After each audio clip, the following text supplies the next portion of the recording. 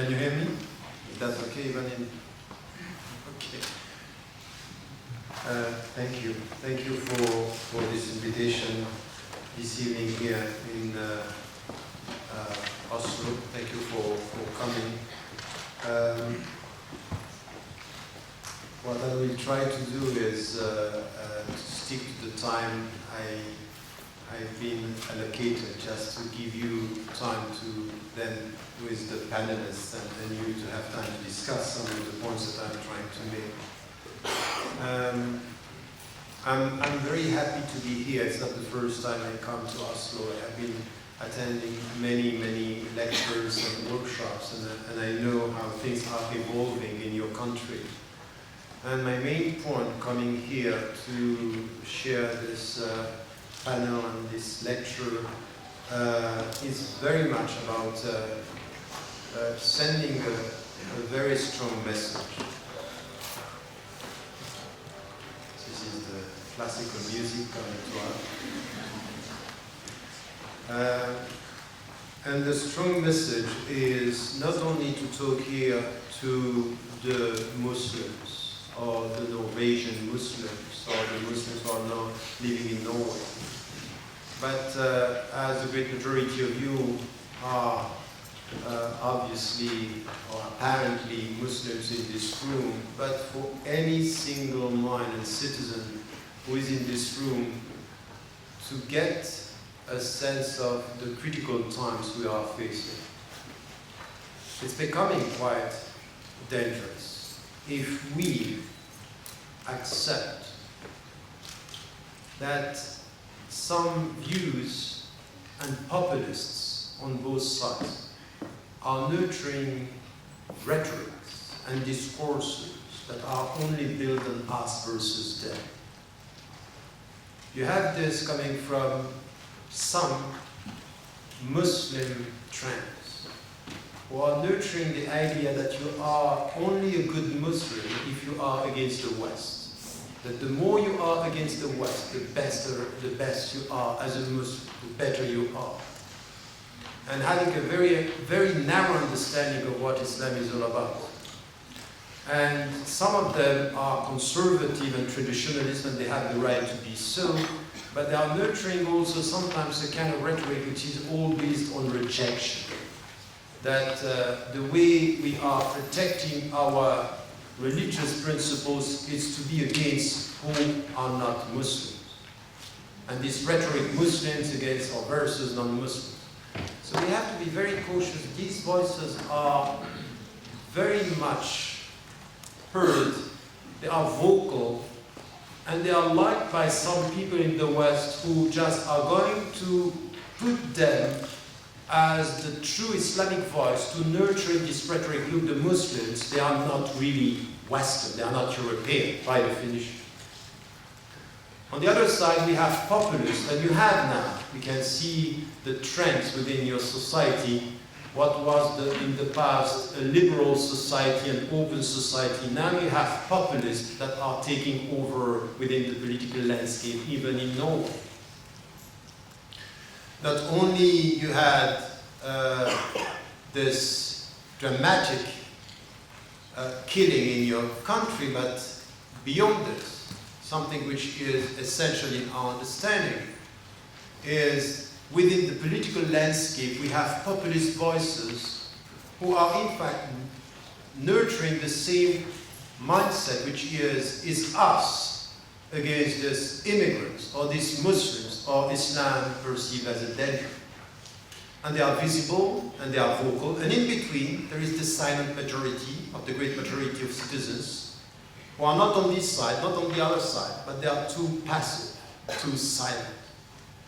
And it's our responsibility, all of us, to understand that this topic about, being a European or what it means to be a European is something that we have to share. And at the end, my main point in my conclusions is to say, now is the time to stand up.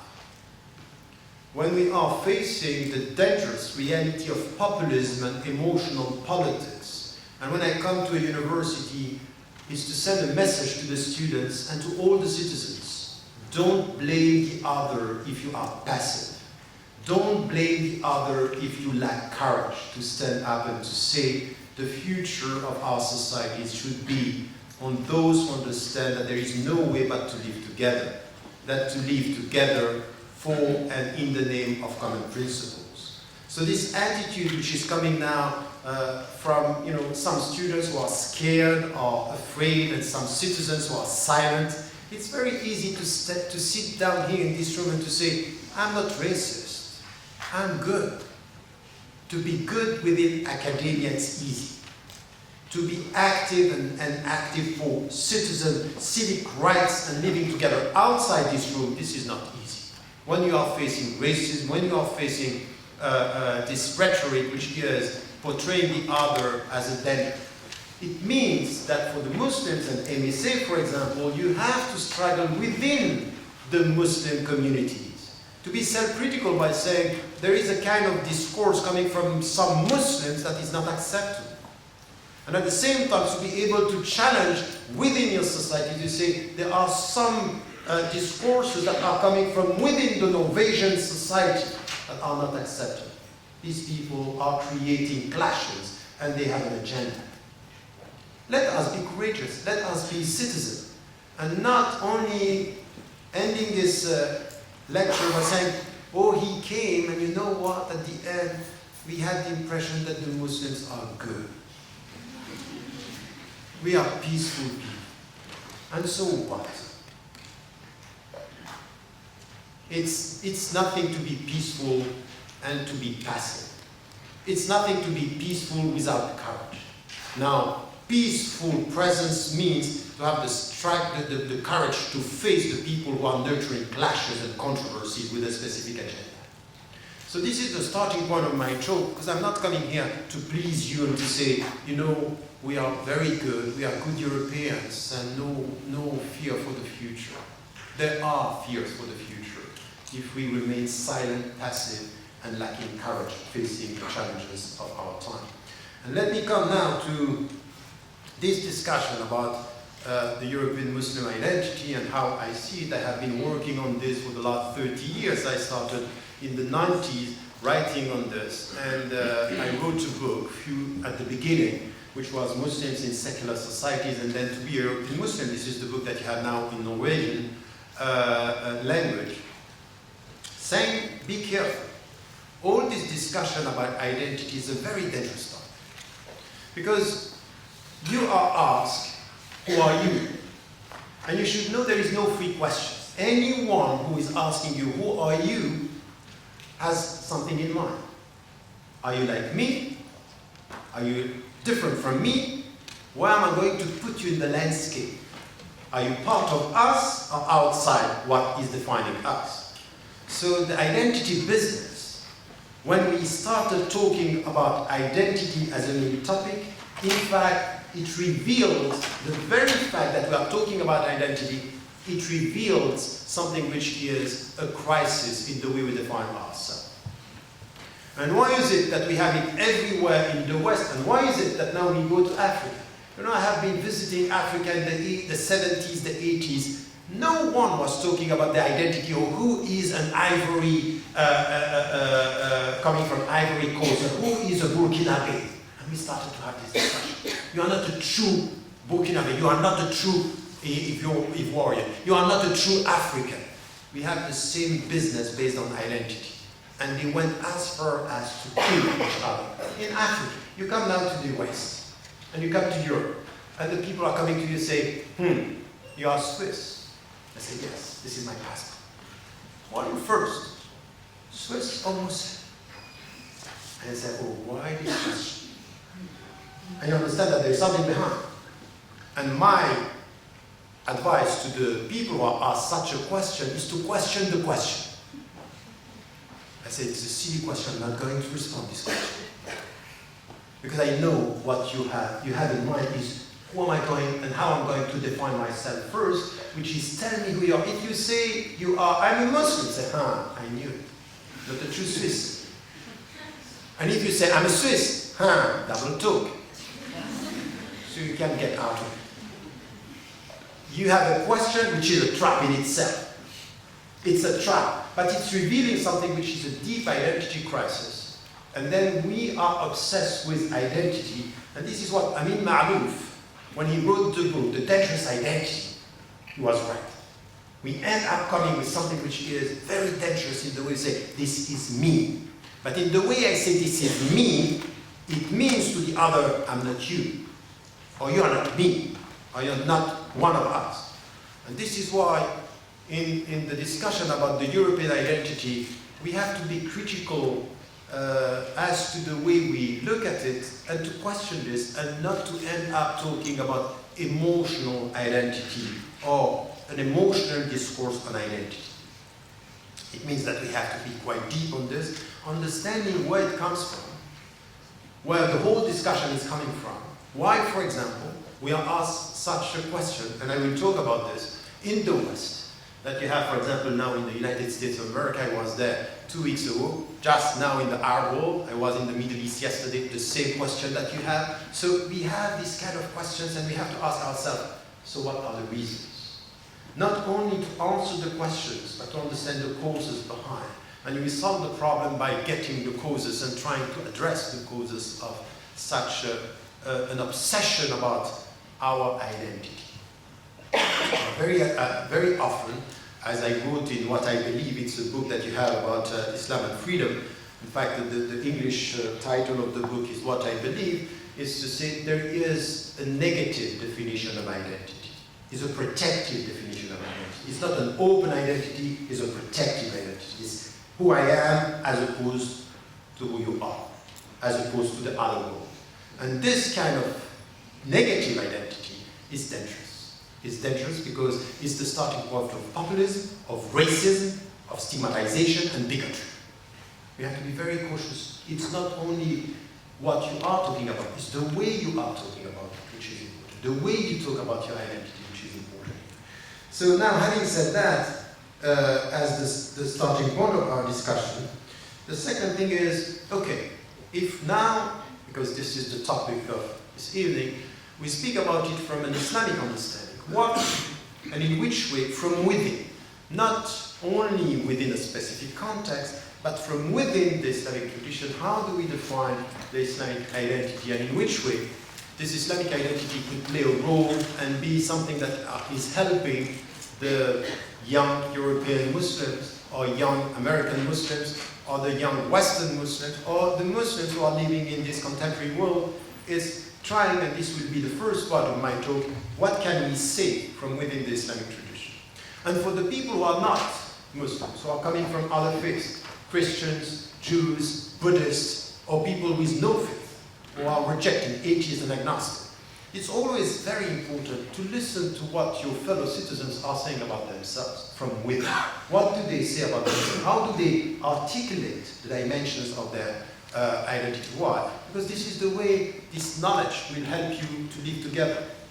Because at the end of the day, I'm not advocating our society, something which has to do with toleration and tolerance. I'm against the concept of tolerance. From the very beginning, anyone who is coming to me and say, I tolerate you, I will ask him, who are you to tolerate me? Who are you to accept my presence? The only thing that I am expecting from myself is to respect you. And the difference between tolerating you and respecting you, I can tolerate you and ignore who you are. Okay, I ignore you. I tolerate your presence. I don't have the means to put you out or to get rid of you, but I will tolerate. This you can tolerate with ignorance. But respect means I not only acknowledge the fact that you are here, but I want to know you. My respect is through knowledge. No respect without knowledge. You have to know. And for the Muslims, it comes to the verse. وَجَعَلْنَاكُمْ شُعُوبًا وَقَبَائِلَ لِتَعَارَفُوا. We made you tribes and nations in order to know each other. To know, it's a knowledge. My respect is out of my knowledge. The fact that it takes effort with my mind to know you, this is the way I respect you. So what I want for our society is mutual respect, not simple tolerance. That who are the people? Because in tolerance there is a power struggle. The majority is tolerating a minority. But I'm sorry, in citizenship there is no minority, there is no minority or majority. We are all citizens, or we are not. If we are all citizens, we are not talking about who is going to accept the other. We live together and we respect each other. So the point for me when discussing the Islamic approach to identity, it's also based on a philosophical principle, which is the starting point of the discussion.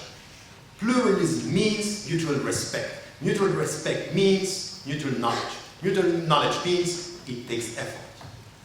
Just can't sit here and say, I like the Muslims, or I like the black people. Thank you. What does it mean? I ignore them. It's beyond, I don't care. No, you have to care. You know why you have to care in our times? Because anything which is happening in your society can turn your ignorance or turn the fact that you don't care into something which is emotional politics. Anyone can use your ignorance towards emotions. And then you become racist in one night because something is happening. The only way to protect yourself from racism is your deep knowledge of the other, the knowledge that you have. Don't accept at the surface of your intellect, but with the deep knowledge of your mind, which is something which is essential in our society. Pluralism takes effort. And there is a book that is also translated into Norwegian. The developing the philosophy of pluralism is very much based on this, that we need to get to a deep understanding of our fellow citizens if we want to live together in times of crisis, not only in times of peace because it's easy. Now, then, before this, and then the last point is the way forward. So we come to define the Islamic, the Muslim European identity, and then we come to what is going to be the way forward when it comes to living together. And especially, you know, I was, when the whole controversy started in the United States of America about this video, it came to you here in Norway, it came to other countries. Mainly it was peaceful in the West, it was violent in Muslim majority countries and in the South. And we have to look at this by saying, what is going to happen if every 6 months we have a new controversy like this? Every 6 months there is something new. And we go from this to this, and they have people reacting, and this reaction is nurturing all this discourse, and the only fact, it's a self-fulfilling prophecy. As long as you react, the people are coming with the same questions, and we end up saying, oh, you have a problem with freedom of expression, you have a problem with a sense of humor. By the way, it's sometimes true that the Muslims and the Arabs today have a problem with sense of humor. I keep on repeating to Muslims, smiling and laughing is halal. Just take it as it is. It's halal. Halal means lawful. It's possible. Because very often the way the Muslims are just, it's very, oh, if I laugh, it means that I'm less Muslim, or not really deep in my faith. I want you to give me the hadith or the verse who is telling you that you are less Muslim because you smile, or because you laugh, because you have a sense of humor. The Islamic tradition is based on something which is the well-being, and part of the well-being is a sense of humor. Of course, with an ethical attitude. You cannot laugh at anything. This is what the Muslims say. This is what we see it. But still we have to nurture this sense of nothing wrong with smiling, nothing wrong with laughing, nothing wrong. Take it easy. Yes, still, this is what the Prophet said, peace be upon him. He said, take it easy, make things simple, easy, not always difficult. It's as if when someone is entering Islam, ooh, everything is haram. I can laugh, I can do this, and just to show that I'm a good Muslim, I have to react as if to be, you know, this serenity which is important is not, we are not aggressive when we are at peace with ourselves. Aggressivity just means that you are not at peace. To react to what the people are saying is just showing that you are not clear with what you believe. It's a sign of weakness to be aggressive, not a sign of strength. And this is what the Muslims sometimes should get out of their understanding of what is the light of the essence of their identity, which is reconciliation, peaceful being. This is the very essence of being a Muslim, to be at peace with who I am and what I want. Having said that, now when you come to the European Muslim identity, the first thing that we have to say, and this is the starting point, the great majority of the Muslims who are now in Norway or in Europe are coming from Muslim majority countries, from the south, from North African country, Asian country, Turkey, Pakistan. They are coming, the great majority. But sometimes you have to tell these people, you are not representing all the Muslims in this country. Because many of the Muslims in this country are Norwegian converts to Islam. And their culture is a Norwegian culture.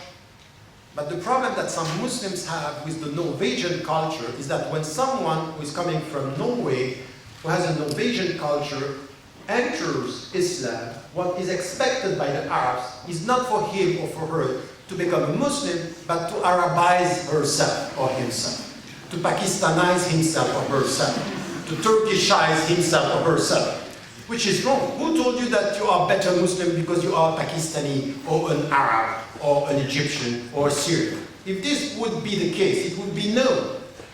And it's not no. As the Egyptians are better Muslims than all the others, or the Arabs are better. It's not because you speak Arabic that you are a good Muslim. You just speak Arabic, or Turkish, or Urdu. So when I speak like this to the Urdu, they are very happy that I'm saying this to the Arabs. I'm saying, yes, say it. Just say it. But when you say this, and the Urdu are doing the same with the Norwegian, they say, look, you have to be like me. So everyone has someone else on which he can just say exactly the same. And this is the cultural mindset that we have to challenge. And this is the starting point of our understanding. We have to get clear understanding that the Muslim identity is based on principles and not first on culture. There is one Islam as a religion, but there are many cultures. And the starting point of this, I put it simply, but if you think about it, it will take a bit of time to get it right. There is no religion without culture. Why? Because when a religion was revealed in history, it came in a very specific period of time. In fact, with the Prophet, peace be upon him, when he came where? He came with Arabs in a specific environment. So he was within this environment. This was a culture. So there is no religion without a culture. And there is no culture, what we call a culture, a system of values and principles, without a religion. We'll find that all the culture, even sometimes, the French are saying we are the only true secular society in the world. This is what the French are saying. So they're saying why? Because we are differentiating between religion and state.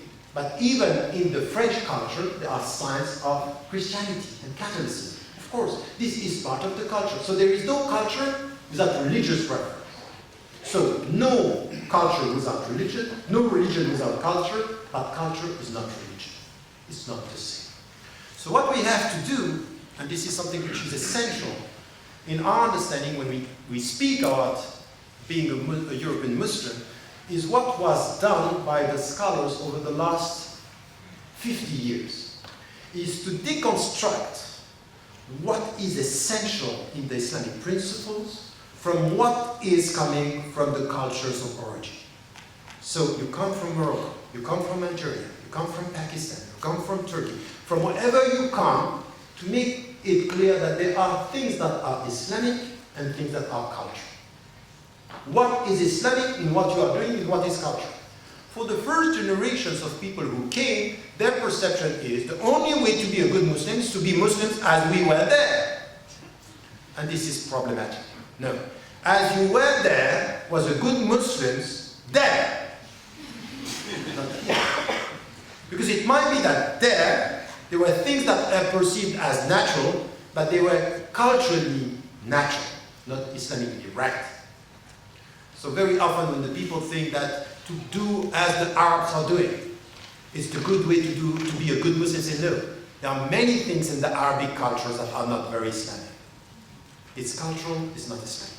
So what we have to do is to deconstruct what is coming from religion and what is coming from the culture, in order, in the name of religion, to challenge what is cultural. For example, there is nothing in Islam saying that there is a difference of status between men and women. In Islam, there is nothing like this. But in the cultures of origin, many patriarchal societies were translating the Islamic principle into something which is cultural. and this is where we should say no. What is done in Arabic cultures, sometimes promoting discriminations towards women, it's not coming from Islam, it's coming from the cultures. And we have to use Islam to say no. When, for example, in the great majority of the northern African societies, the level, the rate of women being educated is the lowest in the world. Just show me in Islam where you can justify this.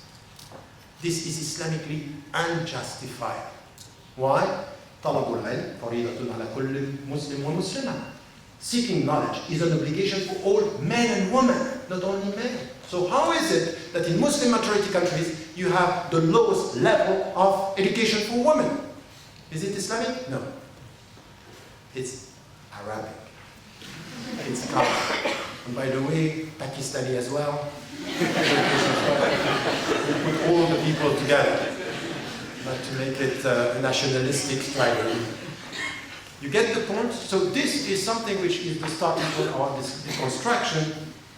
And when we deconstruct, and then we say there are principles. In the book, To Be a European Muslim, I just summarize and say the Muslim identity is based on 4 very open principles that you can find everywhere. First, to be a Muslim in the Islamic tradition is that to acknowledge the fact that there is one God, the oneness of God, the Tawheed, and that the messenger is the messenger of God, which is, peace be upon him, which is the Shahada. This is how do you enter Islam, by saying this. So this is the principle. The second is, there is no way for you to be a Muslim if you are not understanding that you have to deal with educating yourself. Education is central in the Islamic tradition. So one of the principles is, whoever you are, whatever you are, you have to educate yourself. Al-Tarbiyya al-Rab is all based about educating yourself. The second principle is practicing. If you want, by the way, I know that it was difficult for some Muslims to get it, but you can be a believer without being a practicing Muslim. And some are starting to practice, some are very far in their practice, and some they don't even know that they are practicing while they are already practicing.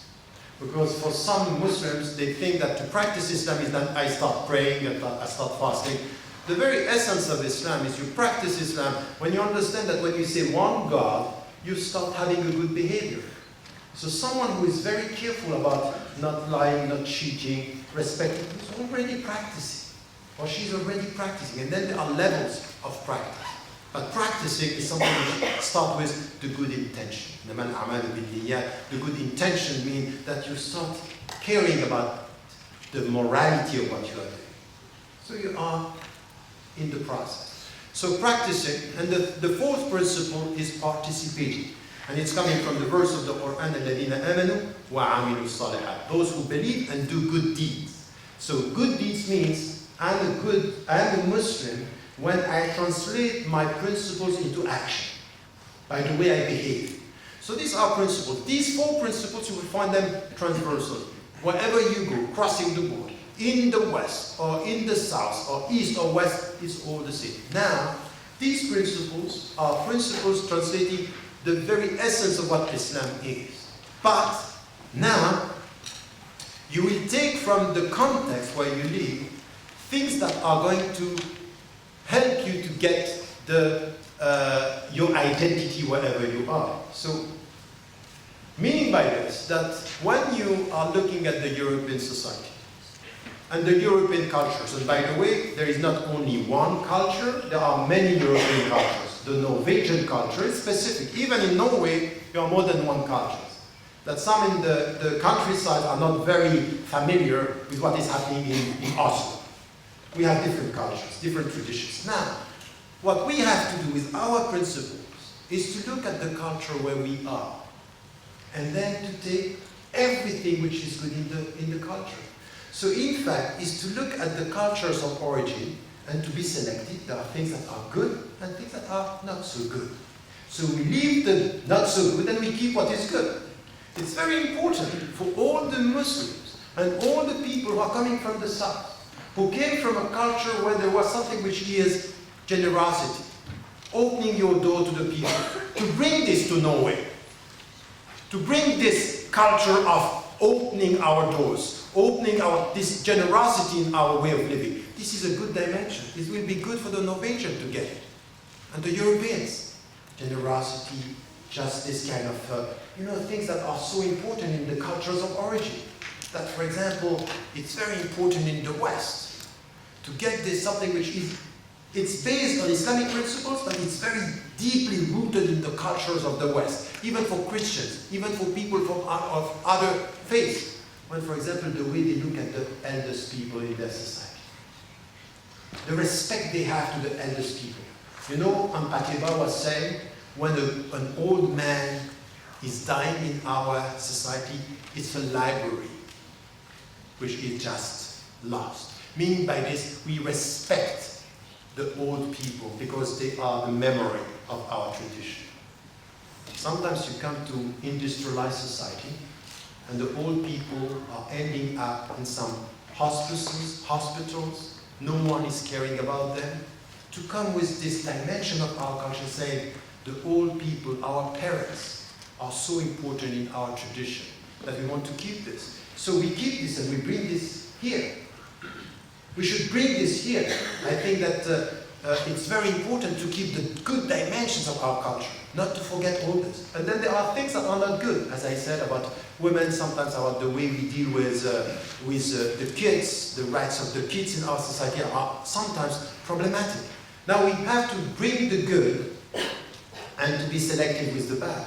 But when we deal with the Norwegian culture, there are lots of things in the Norwegian culture that are very good, that we'll take.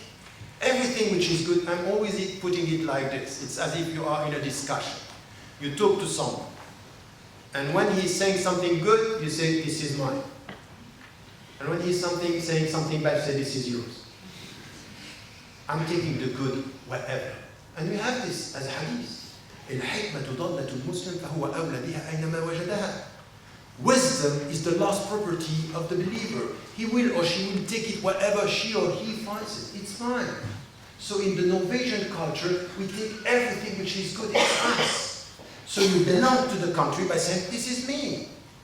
This is me. So this cultural, when the people are saying cultural integration, you keep on listening to some populists saying, oh, the Muslims is failing. They are not integrated. What we can say after 3 generations of Muslim presence in the West is exactly the opposite. It's working. It's a success. In fact, it's a success story. Contrary to what the populists are saying. That we are taking. Now, you look at yourself. You now speak English. The great majority of you speak Norwegian as the Norwegian people. This is your language. And you're at home. Anyone is telling you you are not at home, go back home. Just smile and say, I am. It's here. You're not going to put me out, because this is my country. Not only my country because I have a passport, it's my country because I have the feeling, which is the feeling of being at home. And I will come to this, which is so important. And then having this, you take from the culture. And then you understand something which is important. That we have, in all this business about identity, is very much to come with an understanding that we have multiple identities. And I kept on repeating this, you will find it in the book. Then when I was asked, who are you first, and all this and that, these are silly questions. I'm Swiss by nationality, European by culture, Muslim by religion, universalistic by principle, because every universal principles that I like I will take, because this is me. And then I can add other things. I'm always repeating that I'm Mauritian by adoption, Moroccan by adoption, because I like this country. So I take from wherever I want. So it's me defined by my history and me defined by my choices. So this is my identities. And it's important in the way, in the situation that we have now in Europe, where there is an identity crisis, that the people are defining themselves, this is Norway, this is Europe, you are not part of us. You say, no, now you have to open up. You have to understand that we have multiple identities. So the Islamic European identity is something which is simple. When a few years ago I was saying, I'm a European Muslim, or we are European Muslims, or European Islam, I had some literalists, Salafi literalists, or some Muslims say, how come you speak about European Islam? There is only one Islam. I say, yes, there is only one Islam. There is only one Islam as to the principles I mentioned, but there are many cultures. So European Muslim means I'm Muslim by principles and European by culture. What a problem. Why don't you have a problem by saying I am a Moroccan Muslim?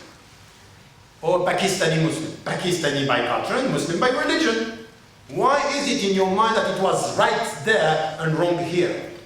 Because you are nurturing an inferiority complex. You are nurturing something which is not understanding the environment. Not a problem. I'm an Norwegian Muslim. And that's it. And to anyone who converts to Islam and is challenged by Muslims coming from Turkey or Pakistan, forget about your culture, you have to respond to him or to her, I'm sorry, it's the opposite. I shall keep my Norwegian culture and you should learn more about my culture. You know why? Because we live in Norway. We don't live in Pakistan. We don't live in Egypt or in Turkey. We live here. So my culture is part of me. And every discourse which is telling you forget about your past, you should say, no, I forget about the bad things of my past. But I build with the good things, and even the bad things are helping me to be better today. So my past is a school. It's not something that I have to reject to please you. Oops. This is exactly the opposite of what I'm saying. Avoid emotion. Okay. Having said that now, when we come with this vision of multiple identities and we take from the culture, so by saying I'm a European, and I learned a lot. Once again, I went to, secular schools in Switzerland. I took from there, I got a sense of the language, all this shaped me, educated me. And it's me now, saying, I'm a Muslim with confidence. I'm a Swiss with no complex. This is me. And this is where the Muslims now should get it right. And the good news is what I'm saying now, in many European countries, was just quite strange when I was saying this 20 years ago. Now it's the mainstream discourse. Any one of you can feel, yes, this is it. This is what we want. Even though the media are not listening to us because they are listening to so many controversial voices, we should ask the journalists, please, listen less to the vocal and keep on listening more to the silent majority. But I also have to say to the silent majority, it would be good if you would be more vocal. Just say, express. Because you cannot just sit down and say they don't like us. So what? You have to be active in your society. Now, the second point is what I'm advocating in the book, Islam and Freedom, which is what I believe, is what do we need now when we say, okay, I'm at home. What I think it's important is what I call the 3 L's that are important. The 3 L's that are important for us to be clearly in our society. The first one is to abide by the law of the country. And this is the majority discourse. For years we didn't have, now it's quite clear we have a legacy of Muslim scholars, intellectuals, and I have been writing on this, on to be European Muslim books and other people just in books say, when you live in a country, as long as you are not asked to act against your conscience, just abide by the law of the country. And this is what we are doing. It doesn't mean that some of the law, for example, when I'm dealing with what is happening in France, in 2004, in March 2004, 15th March 2004, they decided that the headscarf is banned from school. It's the law. So now, when I'm asked about the young girls in France, do they have to go to school, to avoid school, but they cannot go with the headscarf, I would say, look, in the Islamic tradition, we work with al-awlawiyya, the priorities. So we abide by the law, and if you have to decide to choose between going to school and wearing the headscarf and not going to school, go to school and wear the headscarf after school, but go to school. This is the priority. Because in fact, they want to isolate you from the society. Go to school. This is the mainstream position from the scholars, by the scholars. Having said this, it doesn't mean that as French citizens, we are just going to be passive and say, we abide by the law, but we have the right as French citizens to discuss the law, to be critical towards the law, because it's discriminatory. At the end, it's discriminatory. So you can, a good citizen is not the one who is blindly accepting everything. I'm telling you this, well, you know what? Because I was in South Africa, and I was saying to the Muslims over there, I said, you have to abide by the law because this is the first L. And I had someone just near to me and say, Tariq, it's all good what you are saying, but I would disagree on one thing. You are in a country here, in South Africa, he told me, you are in a country here where by law, the white has rights, the white citizen, that we as black people, we didn't have. And this was by law. So are you suggesting that we have to just abide by the law? And he's right. You abide by the law, but you have to be critical by saying this is racism and discrimination. So the right people who were good for South Africa were not the people who were blindly accepting the law. There were people who were saying discriminatory laws should be discussed and be criticized. This is the way it should be. Second L is language. There will be no freedom for any citizen in this society if you don't know the language of the country. Freedom is by the language. So if you live in Norway, you should get knowledge of this language. You should get a good command of the language. You cannot come with broken Norwegian language and say, I'm a Norwegian. So for the first generation, that's fine. But you, the second, third generation, this is your language. This is your means towards freedom. So we need to get this. And it's true that some are not.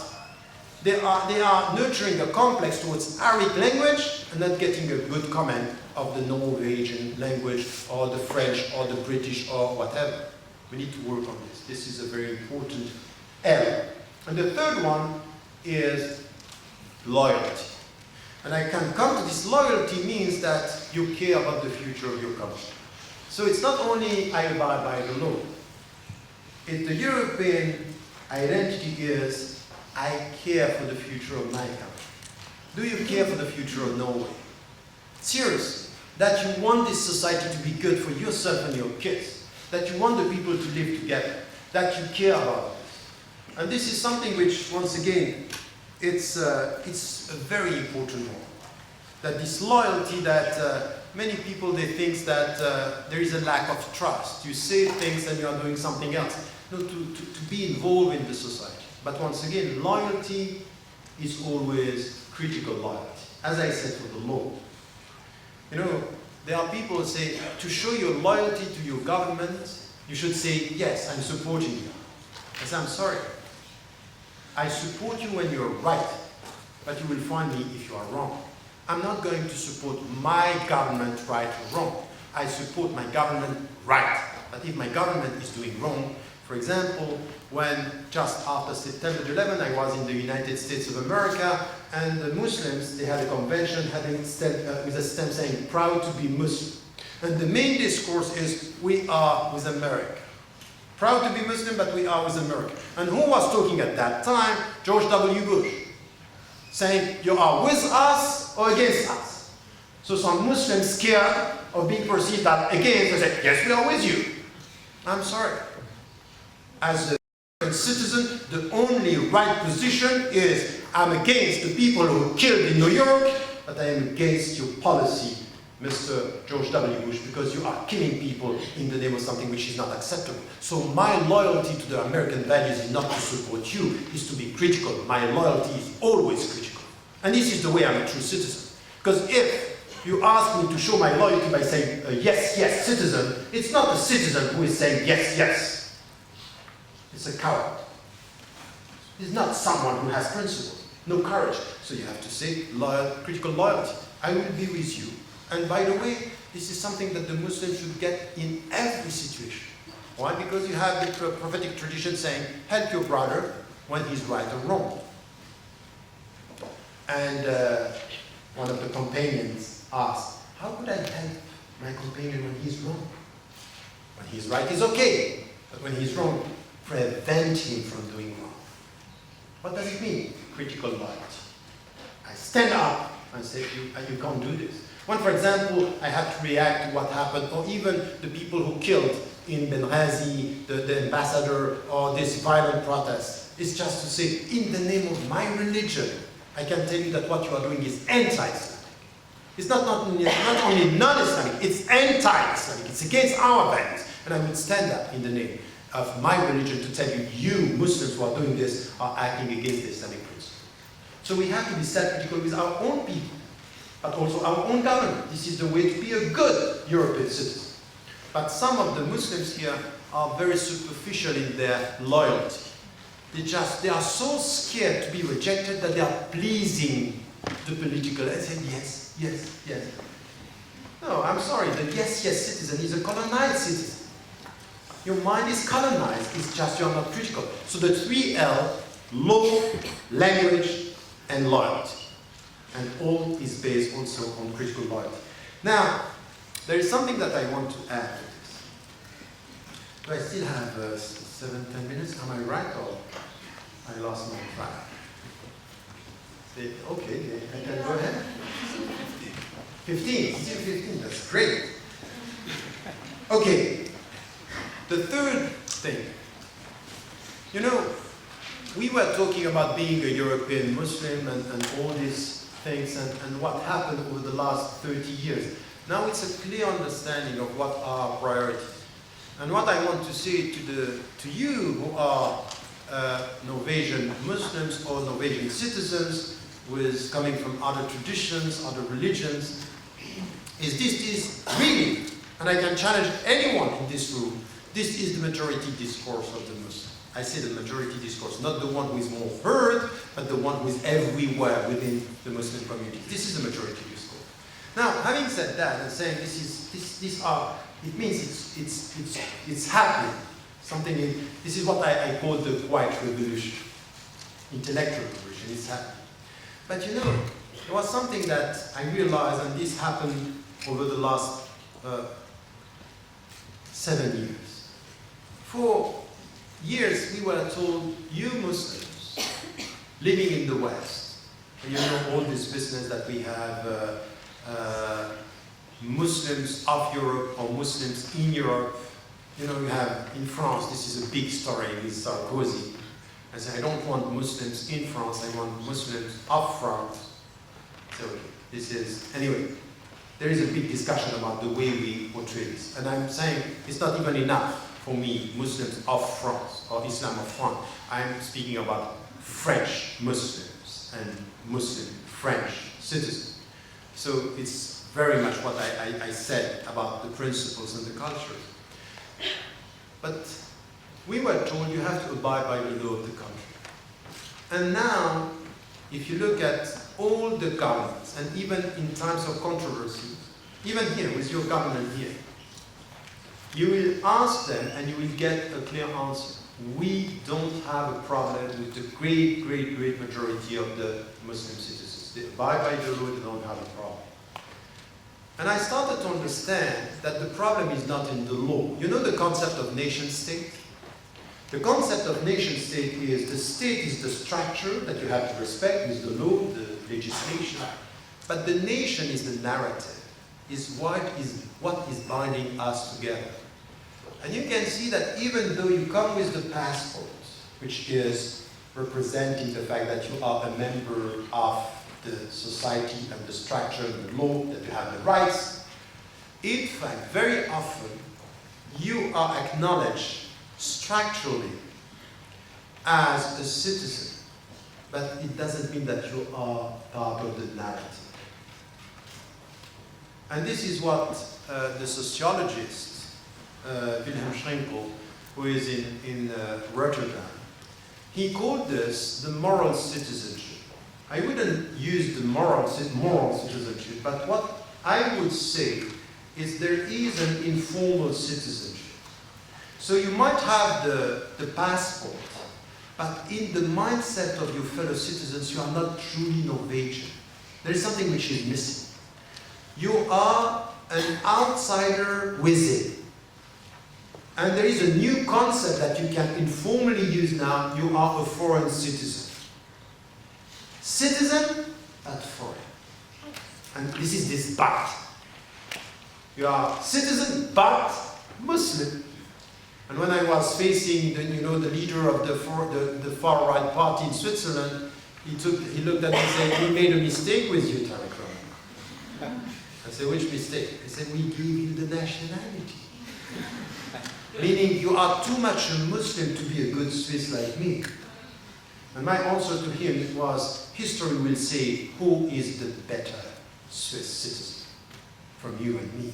Because your narrow understanding of what a Swiss is dangerous. This is populism and racism in action. Now, the narrative is important. The next book that I'm writing is Our West, Towards a Common Narrative. The common narrative is something which is essential, is how the European countries are talking about, not only the law, because you can abide by the law, but the narrative. And if you look at what is said, for example, in your textbooks, come to history. What is this business about, for example, the cultures of the religions in the West is the Judeo-Christian traditions. If you just come to this state, Judeo-Christian tradition, and say, who told you this? This is a retroactive construction about the past. Why? Because in fact, for years, it was only a Christian tradition. But after the Second World War, just to show that we are integrating the Jews, it became a Judeo-Christian tradition. Why are we stressing on this now? Just to put someone outside. And Muslims are not very much into this narrative. And in fact, if you come to history, what about philosophy? What about arts? What about not only translating but commenting philosophy in the Middle Ages? You will find in Europe that Islam is part of the European conscience, but it's not in the narrative. It's selected outside. So you put outside in history, and then you have them outside in society.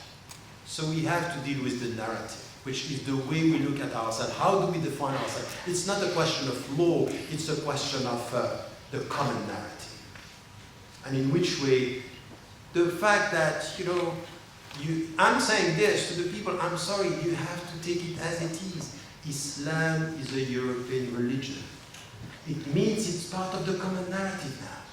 And we have to integrate this in the past, and we have to integrate it in the present. Why?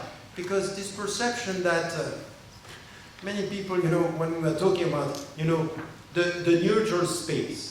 So the philosopher Charles Taylor is saying, there is no neutral space. Go outside, you will see synagogues, you will see churches. What is a neutral space? In fact, a neutral space is a space where you are used to see things. So you are used to see churches and synagogues. What you are not used to see is mosques. So it's not neutral now, because it's not part of the narrative. And what we have to do here is to normalize this common narrative. Mosques are part of the European landscape. Why? Because Islam is part of the European narrative. And Islam and the culture is part of this. So we need to go very far on this. Who is going to do this? So this is the work of the new generations. That they have to be much more vocal and participate in something which is shaping the common narrative, which is more inclusive and not exclusive with the Muslims outside. So far, in the textbooks, in the discussion, Islam is perceived as alien. It's not a European. This is why 98% of the discussion when it comes to Islam is very quickly connected to immigration. I'm sorry, it's over. This is the story of the 40s and the 50s. Now, Islam has nothing to do with immigration. It has to do with citizenship. It has to do with us. It has to do with the society. If you keep on connecting Islam with migrants, it's still coming from abroad, not us, not our society. And this is what the populists are doing now. So this is the discussion about the principles. And then let me just talk about the challenges and coming to my conclusion. This is what is happening. It's the majority discourse, and still Muslims are facing internal challenges, and you can see this. You can see this just after the controversies that we have trends, and you have people struggling from within Islam. So there is something that we have to face as it is. Islam is one, but we have many interpretations. And you have among Muslims now people who are very literalists. And because of the atmosphere, they are taking advantage of the atmosphere by saying we have to be protective of our principles, and they are very conservative on principles. I can understand this with one condition. If you want to be defensive with your principles, that's fine. But do it for yourself. Don't say to all the other Muslims, you are less Muslims than me. This discourse, you know, with people saying, for example, people who are conservative with movies and music, everything is haram. I say, music is haram. Okay, it's haram for you. You don't want to listen to music, don't. But don't tell me music is haram, because there are two other opinions saying music is not haram. So you are trying to colonize the interpretations of Islam, and you have to say, I'm sorry. You don't listen, I do. It doesn't mean that you are better.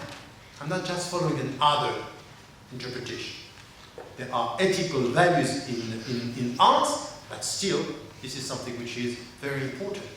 By the way, the center that you will have the leaflets about, it's very much based on applied Islamic ethics, on environment, bioethics, entertainment and arts, gender, and we are trying to connect people around the world now. Ordinary Muslims who are concerned with environment, education, gender, food, and all this, to come with an applied ethics, to say, be careful, this defensive approach of Muslims is very dangerous, because we end up defining ourselves against. We have to come with something which is wider than this, open, assertive, and say, there is an applied Islamic ethics, and arts is Islamic.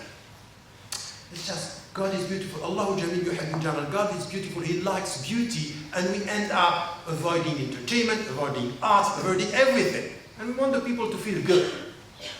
How do you want me to feel good if everything is haram in your mind? And say, stay at home. Watch TV. It's halal. That's not going to work. That's not acceptable. This is something which is not acceptable. There is a lack of creativity. And I can understand that some people who are trying to survive in the South are very much facing this difficult creativity. But I cannot see European Muslims in your situation, with the education that you can get, with the jobs that you can get, with the time that you can get, that the education that you can get, and not being creative, being passive, and say everything is haram. Or being very childish with their religion. They are experts in all the fields. You can see them experts of anything, education, economy, everything. Very much in economy, very expert. And in finance, in medical sciences, they come to religion very childish. We need people who are courageous and come with ideas and come with connections with all this. What is the Islamic applied ethics in this? What do you have to provide the world with? We have in Islam principles saying you have to respect nature, you have to respect environment, you have to respect the people in bioethics, in anything which has to do with medical sciences. Where are we? Where are we in this? We have to be creative and to contribute. At the end, the people will respect you when they feel that you are an added value, not a problem. And the added value is to say, you know this problem, I don't want to talk about this. Let us give something to the society we live in through our reference and our contribution. Now, the internal challenges, one of them is this interpretation. The second one is something that I see too often with Muslims, is what I call the victim mentality.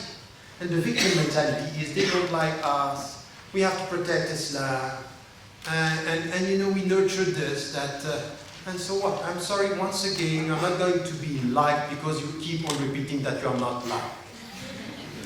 Or by responding by I'm kind, and you know, this kind of Muslims we have nothing to say but to say yes. This is not the point. Here, this victim mentality should be changed into something doing assertive with critical thinking, self-critical approach by saying, these are things that are wrong within our communities, religious communities, and this is what we have to do. So this is where it's important, and to avoid this us versus them mentality. Now, we have also external causes, and what we were talking about is something which is clear. There is a new type of racism, which is what we call Islamophobia. And Islamophobia is not only coming from, you know, the people who are saying, oh, it's a word coming from the Iranian. It's not the Iranian who came with Islamophobia. You have to come with just studying history, and you will see that it came from the Runnymede Trust, who were using the concept of Islamophobia, saying what? There are many types of Islamophobia. The first one is, yes, phobia means being scared. So some people are scared of Islam and Muslims because they don't know. So there is something which has to do with ignorance. And when we are dealing with people who are ignorant, our responsibility is not to tell them you are ignorant, but to expose more and to teach and to be there, to explain the words that we are using, our terminology, our presence, the principles, our spirituality. 90% of my lectures around the West are not about what I believe in, but why I'm not a problem. That's distorting the very essence of the discourse. Let me speak about the meaning of my life, why it's what I try to get from this peaceful spiritual journey that I'm trying to experience, and not only to tell you, no, I'm good, I'm kind. So wasting my time saying what Islam is not being able to say what Islam is, as a meaning, as a belief, as a belief system, which is important. So now this is where, from what we have is this kind of ignorance. Now we also have populists now, and globalization is working not only against Muslims, but as the nation, the landmark, the past that was helping the people to know who they were. Now all this is scattered. So they are scared of immigrants. And we have something that I keep on repeating is a contradiction within the European experience and the Western experience, is that we don't like the immigrants to come because we feel they are changing our culture. And at the same time, we are not going to survive without them. All the economic statistics and the statistic and everything which has to do with the economic future and the reality, there is no survival for the West without immigrants coming, because their populations are becoming very old, so they need new workers. They are coming from outside. So it's a contradiction in terms. We need them, we don't want their culture, and still they are changing. So there is a tension, and we are nurturing the populist discourse saying, be careful, these people are changing your culture. They are changing Europe, they are changing Norway, they are changing us. So we have to solve this as something which is also important. And we also have something which is political trends. There is a book that was published in the States last 3 months ago called The Islamophobia Industry. I'm trying to look at the causes. Nathan Lee wrote the book. And it's quite interesting because it's about ignorance, it's about globalization, it's about immigration, and there is also something which is clear now. Now we know that some of the populists are also working with some of the groups that are blindly supportive of the Israeli causes in the Middle East. And there is now a kind of discourse coming from some intellectuals that by targeting Muslims and Islam being present in Europe, they are nurturing something which is an anti-Islam sentiment, and they are also dealing with something which is, this is the way we are also protecting the Israeli interest in the West, because this presence of Islam could change the popular sentiment. And in fact, if you look at statistics, they are right. In 73% of the Europeans were pro-Israeli. Today, 67% of the Europeans are pro-Palestinian. It's changing. Why? Because there is awareness, and there are people and more people. In Norway, it's the exception, by the way. You are the exception in Europe as to the understanding that the Palestinians have rights and have to be supported, contrary to some other societies where the situation was much more different. But what I am saying here is that there are political agenda of people who are nurturing this anti-Islam sentiment by saying, be careful, Europe is becoming Eurabia. Eurabia means the Arabs are taking over. You, the great majority of you in this room, you are the silent colonization and you are dangerous. And someone was asking me and saying, but we are successful, we are visible in the society. The problem is that what you feel as a success is perceived as a danger by some. The more visible you are, the more talkative, the more vocal you are, it's a danger. It's in fact the opposite of what you think. It's successful, and then, this is what I'm facing every day. I say, this guy is talking like a European. I like what he said. Be careful. Be careful, be smart. And then because you cannot just attack what I'm saying, say, you know the best way to say this? This is not done only to me, it was done against the Jews in the 40s. When you cannot attack what he said, there is only one way. He's saying things, but he doesn't mean them. Double talk. So you cannot trust anyone. If you say to someone about someone, double talk, how are you going to trust him? When he says nice things, I say, playing with my mind. The only time when you are going to take him to the word, when he is going to say something bad. When it's bad, this is what he thinks. When it's good, no, he doesn't think this. Once my publisher was in the room with someone who is very much, against, the kind of stigmatization. He said, Tariq Ramadan is calling for the destruction of Israel. And my publisher was in the room. He stood up and said, I'm sorry, I'm publishing Tariq Ramadan. He never said that. I said, he never said it, but he think about it. No, you are laughing, but the mindset here is very important. The mindset is how this is built. This is the way it's constructed. My conclusion now, so we have to be careful with these trends. So we have internal challenges and external challenges that we have to face. And my conclusion is just, once again, if you look at what is happening and what has happened over the last 50 years, there are good news, because it's working in fact. In opposition to all what is said by the populists, if you look at the Muslim presence in the West, actual presence, even in this country, it's a success. It's a success. We are getting, of course we have lots of problems, but if you look at the figures, if you look at the presence, it works. So to everyone who is saying, it's a failure, they don't want to integrate, just say, we need time, it's coming. And it's coming in fact. Now we can see people being more visible, in universities, in the work, the job market, everywhere. They have people who are here, they play the role, we have to improve, but this is working. So the process of being European Muslims is working. Contrary to what is said, don't let the populists mislead your understanding or push you to understand it's a failure. So this is something which is important. In one of the books, I'm also talking about the 7 C's that the Muslims should get.